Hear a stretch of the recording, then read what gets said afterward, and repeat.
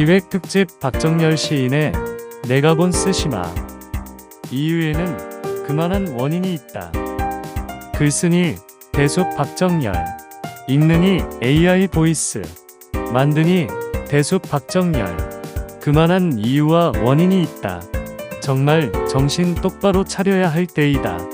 호시탐탐 기회를 노리던 일본은 조선에 들어갈 핑계를 잡았다. 섭정하던 시아버지 대원군과 며느리 명성 태황후 사이에 벌어진 권력 다툼이 그 시작이다. 집안 싸움의 원인에는 여러 설이 있다. 대한제국 국고는 텅텅 비어 있었다. 이모군란이 청국 군대에 의해 진압되고 대원군은 텐진으로 끌려간다. 고종 황제의 친정이 시작되었다. 미국, 영국, 독일, 이탈리아, 러시아, 프랑스, 오스트리아와 잇따라 통상조약을 맺는다. 청국과 일본의 내정 간섭이 날로 심해졌다. 동학농민운동이 일어났다. 서울과 거리가 점점 좁혀지자 고종은 청해 원군을 요청한다. 청해 군대는 아산만으로, 일본 군대는 인천으로 들어왔다. 경복궁을 일본군이 강제로 장악하고 아산에서 청군과 전쟁을 벌이고 청일전쟁을 일으킨다. 대한제국의 친일 내각이 들어선다. 청일전쟁에서 일본군에 패한 청국은 요동반도와 타이완섬을 내어준다. 러시아는 프랑스와 독일과 합세해 요동반도를 청국에 돌려주라고 한다. 이를 지켜보던 명성황후는 러시아와 손을 잡는다. 미우라 일본 공사의 암살 음모에 일본 낭인들 손에 명성황후가 시해된다. 러일 전쟁에서 일본군이 승리한다. 대한제국은 멸망에 이른다. 태평양 전쟁이 막바지에 이르렀다. 어머니는 대동아 전쟁이라 하였다. 일본 가미가제 특공대가 미국의 해군기지 진주만을 공습한다. 일본의 패착이다. 미국 태평양 함대가 전쟁을 수행할 수 없을 정도로 피해를 보았다. 이를 계기로 미국이 제2차 세계대전 연합군으로 참전하면서 히로시마와 나가사키에 원자폭탄을 떨어뜨린다. 일제강점기의 38도선, 이남은 대한제국에 주재하던 일본군이, 이북은 일본 관동군이 지배하고 있었다. 1945년 8월과 9월 사이 미국과 소련이 이를 경계로 전리품 잔치를 벌였다. 38선 이북에는 소련군을 따라 김일성이 들어왔다. 남한은 1945년 8월 15일에 공식적인 해방을 맞이한다.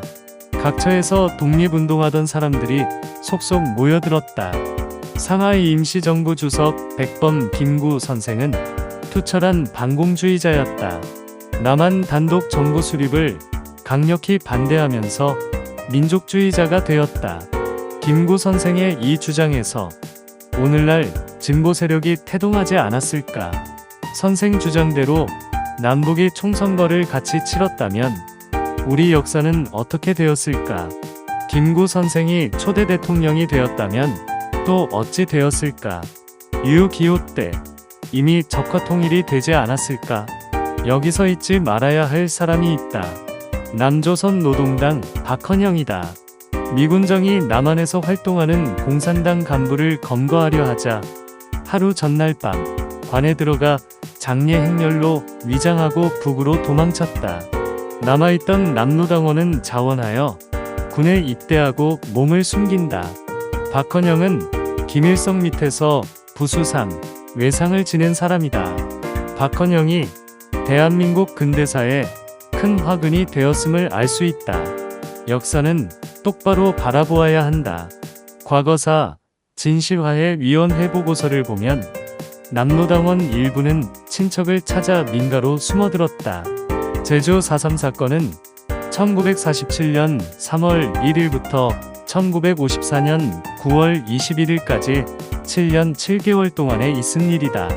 군 경찰 토벌대가 남로당 무장대와 충돌하면서 토벌대가 이들을 진압하는 과정에서 민간인이 많이 희생되었다.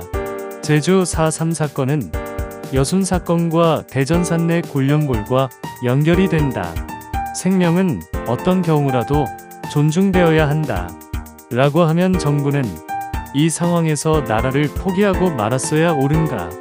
대한민국 초대 대통령 이승만은 미국식 자유민주주의의 신봉자다. 미군정 시절 공산당을 색출했던 이유도 자유수호를 위한 극약 처방이었다. 6.25 때 정부가 서울을 포기하고 한강철교를 폭파하는 결정도 파죽지세로 밀고 내려오는 인민군의 기세를 조금이라도 늦추어 보려는 고육지책이었다. 서울이 3일 만에 함락되리라고 누가 감히 상상할 수 있었는가? 오키나와에 있는 미군을 누가 한국전쟁에 불러들였는가? 트루먼 대통령을 설득하고 한국전쟁에 유엔군이 참여하도록 독려하였는가? 국군이 2달 만에 마산, 대구, 포항 코앞까지 밀려날 줄 누가 짐작했는가? 낙동강 벨트에 방어진지를 구축하고 1년 3개월 동안 밀리고 밀리는 접전을 벌였다. 메가더의 인천 상륙작전이 아니었으면 누가 서울 수복을 꿈꿀 수 있었는가? 6.25로 피해본 국민이 60%에 이른다고 한다. 인민군이 저지른 만행은 잔혹하였다. 오늘날 우리가 누리는 이 자유는 피로 얼룩진 역사의 산물임을 잊어서는 안 된다. 6.25를 겪은 정부는 반공을 국시의 제1로 삼았다. 6.25 같은 국난을 다시 겪지 말자는 다짐이다. 누구는 이승만 대통령을, 박정희 대통령을 독재자라 트집 잡고 따지고 덤벼든다. 이승만 대통령이 아니었으면 여태 대한민국이 부재할 수 있는가? 박정희 대통령이 아니었으면 대한민국 경제가 세계에 우뚝 설 수 있었는가? 차지철과 김재규가 권력을 나누어 가졌다면? 김재규가 박정희 대통령을 쏘지 않았다면? 우리나라는 30년 전에 GDP 5만 불에 이르는 선진대국에 들었다. 김대중 대통령은 야당 시절 경부고속도로 건설 현장 흙바닥에 들어누운 사람이다. 친일파 말이 많다. 일제강점기 36년. 그 긴 세월 동안 친일하지 않은 사람이 몇이나 있을까? 입심 좋은 사람들 선대치고 나는 친일하지 않았소. 떳떳이 말할 사람 누구인가? 그때 공출하지 않은 이 누가 있는가? 36년 동안 일제에 부역하지 않은 이 누구인가? 대한민국 건국 당시 일본 행정기관에서 근무한 사람 빼고 공모 볼 사람이 얼마나 있었는가? 전두환, 노태우 대통령 시절 대학생들이 거리로 쏟아져 나왔다. 이른바 운동권이다. 한때 군사독재를 타도하고 민주화 세력에 힘을 싣기도 하였다.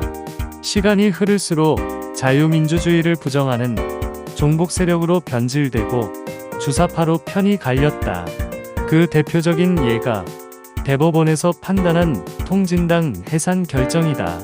그때 운동권에 몸담았던 이들이 오늘날 여의도 실세가 되었다.